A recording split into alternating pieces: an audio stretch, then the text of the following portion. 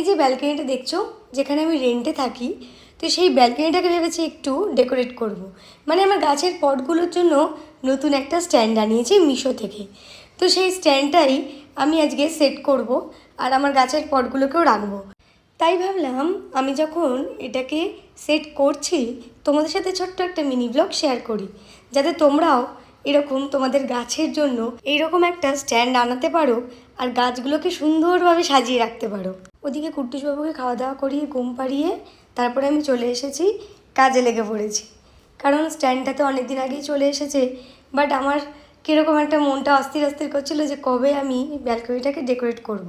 সব যেন কেমন অগোছালো হয়ে গেছে। জানি না কতদিনই বা থাকবো এখানে, কতদিনই বা আমরা রেন্ট হাউসে আছি। তবুও যেখানে থাকবো সেই জায়গাটাকে একটু গুছিয়ে রাখারই চেষ্টা করি। যদিও আমি পেরে উঠি না, একা কোনো কিছুই কিন্তু সম্ভব হয় না। আমি একটা কথা কি মানি বলো তো, কর্ম কারোর কিছু ঋণ রাখে না। আজ আপনি যা দিচ্ছেন কাল ওটাই আপনার কাছে ফিরে আসবে, ভালোবাসা হোক, দুঃখ হোক বা বেইমানি হোক। এই জন্য সবসময় ভালো কিছু করো, সামনের জন যেমনই হোক না কেন। সময় দেরি করে হোক কিন্তু হিসাব ঠিকই রাখে, এইটা আমি সবসময় মানি। তাই চেষ্টা করি সবার যাতে ভালো হয়, তাই ভালো কিছু করারই চেষ্টা করি। যাই হোক, এখানে দেখো স্ট্যান্ডের অনেকগুলো পার্ট দিয়েছে, যেই পার্টগুলোকে তোমাদের অ্যাটাচ করতে হবে। আমি সেই মতোই অ্যাটাচ করে নিচ্ছি, ভীষণই ভালো লেগেছে, খুবই হেল্পফুল একটা স্ট্যান্ড। আমি তো প্রথমে ভাবিনি যে এত সুন্দর একটা স্ট্যান্ড আমি অনলাইনে পেয়ে যাব, তাও আবার এত কম দামে।